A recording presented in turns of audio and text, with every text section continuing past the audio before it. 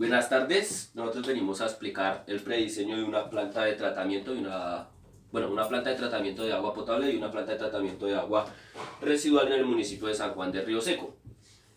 Entonces, la localización se va a hacer en el casco urbano de lo que es el municipio de San Juan de Río Seco, y se escogió este municipio porque la cuenca del Magdalena Medio es la que, digamos, baña a lo que es este municipio, ¿sí? Y pues pensamos que el municipio, por tener una cuenca tan grande y no tenga una planta de tratamiento, pues quisimos optimizar lo que es el municipio como tal, haciendo el prediseño de la planta. Y entonces, lo primero que se hizo fue pues la creación de los polígonos, que como ya dije pues se ubicaron solo en el casco urbano del municipio, y pues está lo que es la parte domiciliaria, lo comercial y lo industrial, y lo institucional. Y en el análisis socioeconómico del municipio pues colocamos dos enunciados, uno que nos dice cuál es la población en porcentajes que hay en el área urbana y cuál es la que está en lo rural. Y también colocamos otro enunciado que nos habla de la economía o la principal economía que tiene el municipio, para así determinar en el mixer los contaminantes que vayamos a tener.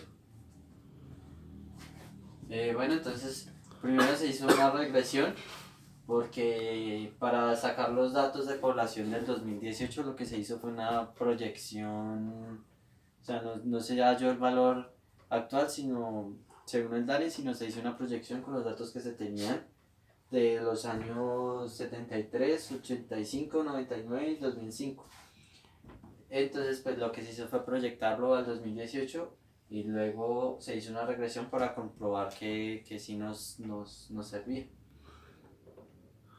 Nuestro periodo de diseño es de 20 años debido a que tenemos unas tablas del RAS que, dependiendo del nivel de complejidad, escogemos el periodo al cual se diseña la planta de tratamiento.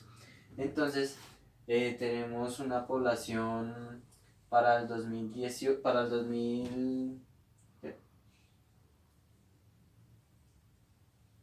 2038 de 12.964 habitantes. Esa sería la población total. Y se utilizaron estas fórmulas, que es la del comportamiento geométrico. Como se observa en la gráfica, es como mejor se representaba la población. Bueno, para la creación del mixer, sí, se tuvieron en cuenta unas concentraciones de los residuos que genera pues lo que es el municipio.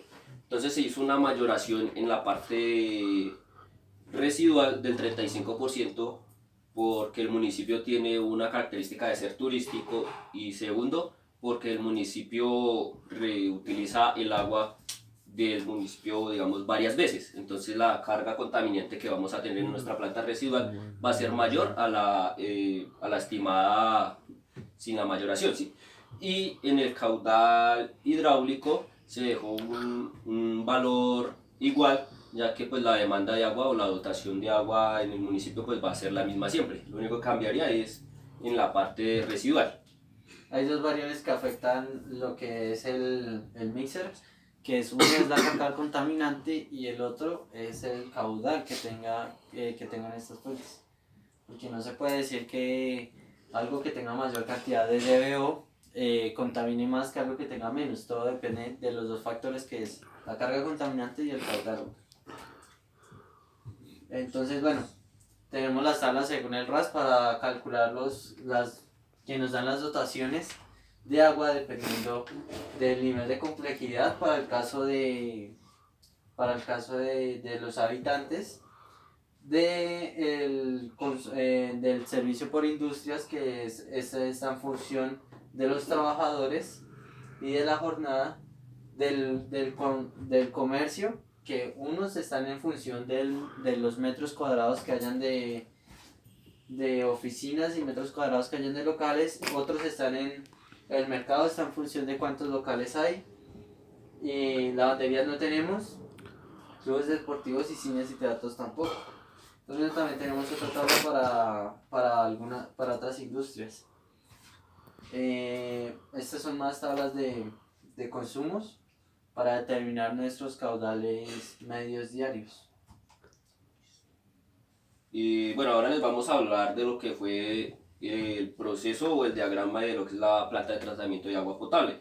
Entonces, como primer paso pues está lo que es el canal, pasamos a unas rejillas, después sigue nuestra canaleta parcial, sigue el rebosadero o el aliviadero de lo que es la canaleta, el sedimentador, una aireación, una filtración y por último la desinfección. Pero entonces hay que tener una disposición de lodos en lo que es el sedimentador hasta la filtración. Y de ahí pues ya se procede a la conducción de lo que es el agua ya tratada. Entonces lo primero que hicimos fue calcular los caudales. Entonces tenemos el caudal medio diario que es de 37,51 litros sobre segundo, el caudal máximo diario que es de 48,77 litros sobre segundo, el caudal máximo horario de 80,46 litros sobre segundo y calculamos un caudal de diseño que nos dio de 146,30 litros por segundo. Y pues como ya lo habíamos dicho, el periodo de diseño va a ser de 20 años para nuestra planta. Y como segundo paso pues hicimos el cálculo del canal, que lo hicimos en el programa de H canales, el cual nos pedía unos valores que era pues, el caudal, que se toma del caudal de diseño, y también tenemos el ancho de la solera, que sería pues la parte de la base de lo que es el canal, que se calculó en una tabla de Excel con iteraciones de la fórmula de Manning. Y nos pide la rugosidad de nuestro canal, que va a ser construido en concreto, y pues ponemos nuestra rugosidad. Y por último la pendiente que vamos a tener dentro del canal, que va a ser del 1%. Entonces nos da las dimensiones, que la altura va a ser de 0,50 metros y pues la base ya la habíamos dicho que era de 1. Y por último, para el diseño de la línea y aducción, pues ya cuando sigue al siguiente paso, pues se calcula mediante 2 veces el caudal máximo diario, que nos da como resultado 0,097 metros cúbicos sobre segundo. Y las bombas y las rejillas. Como nuestro río tiende a cambiar su cauce dependiendo de las temporadas que haya, colocamos una bomba flotante, pues que nos asegura que siempre vamos a tener un flujo constante dentro del canal para tener un buen manejo. Por otra parte, las rejillas se escogieron unas de tipo redondeadas tipo B para lo que son la entrada del canal. Las dimensiones de las rejillas van a estar dadas por el mismo diseño del canal. Sería 1 metro de base por 50 de altura. Y se escogieron, bueno, de tipo B y tipo grueso porque son como las mejores para retener los residuos que nosotros tenemos o los desechos que carga nuestro río. Después hicimos el cálculo de la canaleta parcial, la cual se hace con el caudal que encontramos, que fue 141. Entonces nuestro caudal se encuentra entre 2,55 y 2,51. Entonces nuestro ancho de la garganta W va a ser de 9 pulgadas. Y con base en esta tabla pues se sacan las dimensiones de lo que es la canaleta parcial, que pues aquí en la imagen se ven ya todas las dimensiones calculadas. Y bueno, de la canaleta pasamos a lo que es la aireación, que pues básicamente se hizo para disminuir el dióxido de carbono y remover algunos gases de metano o compuestos orgánicos que hacen que las características de nuestra agua se pierdan, como por ejemplo cambie el olor o el sabor del agua. Entonces utilizamos una aireación por gravedad, ya que nuestra planta está ubicada, digamos, en una montaña, y pues vamos a aprovechar lo que es la gravedad para hacer el flujo del agua. Listo. Y después pasamos a lo que es la filtración, pues que básicamente se va a hacer con carbono activado y antracita, que lo que hace es eliminar los sólidos suspendidos y da un mayor control a los olores en el agua. Y aquí por último tenemos el diagrama de cómo estaría ubicada cada sector de nuestra planta. Entonces está el canal, la canaleta parcial, el sedimentador, pasamos a una aireación y después pasamos a la cloración y por último el almacenamiento del agua potable. Y para el cálculo del tanque sedimentador se tuvieron en cuenta las fórmulas y el diseño que nos presenta la norma del CEPIS. Entonces tenemos un sedimentador con las siguientes características. De longitud son 10 metros, de altura sería 1,5 metros y de profundidad serían 2 metros. Lo dije al revés. Las pendientes que va a tener nuestro canal, una va a ser de 10 grados o 10% y la otra va a ser de 5 grados. Pero tenemos que tener en cuenta una pendiente que va a ser la transversal, pues para que nuestros lodos circulen de una manera mejor y no, pues, no tengamos estancamientos después en nuestro tanque sedimentador. Bueno, por último está lo que es la desinfección, que en nuestro caso lo vamos a hacer con cloración. Y pues se van a hacer unos tanques unos tanques donde se agrega el cloro, que tiene que durar un tiempo de contacto mínimo de 15 a 30 minutos, porque si nos pasamos de este valor, el agua puede quedar con mucho cloro y pues ya afectaría a lo que es la población. Y tenemos que tener en cuenta lo mínimo de cloro que tenemos que utilizar, que serían 2 miligramos sobre litro. Bueno, listo. Entonces, el siguiente paso es el diseño de la planta de tratamiento de aguas residuales, donde lo primero que tenemos es la entrada de las aguas residuales, la cual llega del alcantarillado del acueducto. Luego tenemos una criba que en realidad para nosotros lo que vamos a hacer son unas rejillas de limpieza manual, debido a que nuestra población es pequeña, entonces por eso se toma esta decisión. Tenemos el desarenador desengrasador, luego de esto un decantador primario, luego sería el tratamiento biológico, que ya sería utilizando lo que son los lodos activados, y un decantador secundarios para ya disponer de esa agua. Teniendo en cuenta que desde el desengrasador sedimentador hasta el último decantador se realiza una ingestión de lodos, que pues para nuestro caso va a ser para abono agrícola, ya que no presentamos grandes industrias que nos contaminen demasiado los lodos, entonces nos sirve de abono. Entonces primero determinamos los caudales para lo que es el diseño del APETAR, que son diferentes a los del diseño del APETAR. Entonces, para esto, en lo que es la dotación, se tiene en cuenta la dotación por habitante. Entonces, nuestra dotación por habitante es de 115 litros habitante por el día. Y se utiliza la población a la cual fue proyectada, que es la población al 2038, que es de 12.964 habitantes. Y el coeficiente de regreso, que es el caudal es el porcentaje que esperamos se regrese del casco urbano, que escogimos es del 75%. Está dentro de los rangos que son del 75 al 80, del 70 al 80%.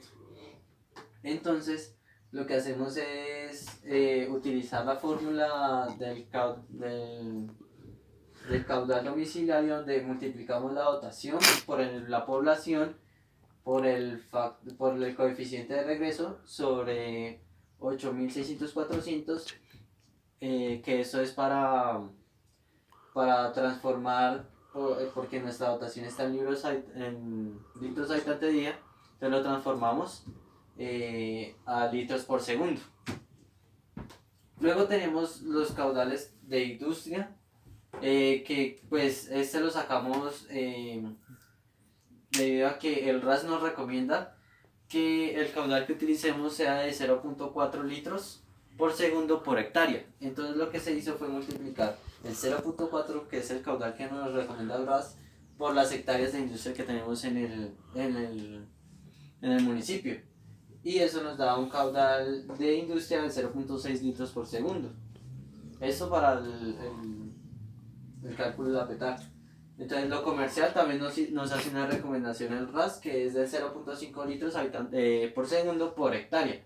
Entonces se tienen las 2 hectáreas las 2 hectáreas no, sino las hectáreas que representan el comercial institucional, y pues nos da un caudal de 1.6 litros por segundo. Entonces con estos 3 caudales los sumamos para obtener el caudal medio diario, que es el que tenemos acá. Y luego el RAS también nos da una estimación, dependiendo del tamaño de la población, cuáles son los caudales mínimos y los caudales máximos que se van a manejar. Para nuestro caso, el caudal mínimo es de 4.55 litros por segundo y el caudal máximo es de 75.76 litros por segundo. Entonces procedemos al diseño del canal de entrada de la PETAR. Este va después de la tubería del alcantarillado. Entonces tiene ciertos parámetros. Es que mínimo debe medir 0.3 metros o 30 centímetros la lámina de agua. También mínimo la velocidad de flujo del canal, ya que nuestra población es pequeña, es de 0.6 a 1 metro por segundo. Si la velocidad es menor de 0.6, se tiende a sedimentar en el canal y eso nos provocaría taponamientos y mal funcionamiento de la planta. Tenemos un borde libre de 30 a 40 centímetros y un coeficiente de rugosidad de Manning de 0.014, que es el coeficiente del concreto. Entonces, con nuestro caudal medio diario diseñamos lo que es el canal de entrada, y pues nos dan las siguientes dimensiones, que son la lámina de agua de 13 centímetros, el ancho y el alto, ya que nuestro canal es rectangular, son iguales, que es de 31.3 centímetros, y pues el espesor del muro del canal es de 20 centímetros. El tiempo y la pendiente que se va a utilizar es del 0.8%. Luego tenemos el desbaste, que el desbaste es el diseño de las rejillas, ¿sí? Entonces, como dije, deberán ser manuales debido a que nuestra población es pequeña, y para los gruesos tendrá una separación de 5 centímetros. Para los finos, la separación es de 0.5 centímetros. Los diámetros de las barras de las rejillas serán de media pulgada para los gruesos y de 1/4 de pulgada para los finos. Esto con el fin de que no se deformen. Estarán a 80 grados con respecto a la horizontal. Entonces tenemos, se hicieron los cálculos y tenemos que la profundidad en la que están las rejillas serán de 12 centímetros y el número de barras que se van a colocar en las rejillas son 16. Estos también se diseñan con lo que es el caudal medio diario y con el volumen del canal. Luego tenemos el desarenador. El desarenador va de cierta forma formando parte del canal, ¿sí? Este se diseñó, pero debido a que su longitud es de 27 metros, pues decidimos utilizar lo que es el desarenador desengrasador, que nos da con las dimensiones menores. Esto con el fin de pues ahorrar espacio. Entonces el desarenador se calcula con el caudal máximo, que es de 75.75 litros por segundo, una carga superficial de 40 metros cúbicos por metro cuadrado por hectárea. Entonces con esto sacamos lo que es el caudal del desarenador, que es de 37.88 litros por segundo. Luego calculamos el área superficial. La profundidad se decidió hacerla de 1 metro, ya que no tenemos un caudal muy grande, sino es más bien bajo. Entonces se tomó la decisión de una profundidad de 1 metro. Entonces, pues con el área superficial y con la profundidad sacamos lo que es el volumen efectivo. El tiempo de retención es de 90 segundos La velocidad horizontal es de 0.3 metros por segundo.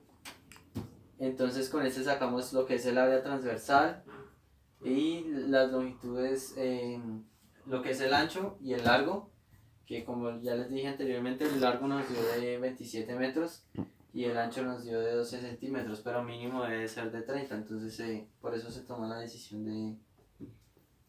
son dos desarenadores.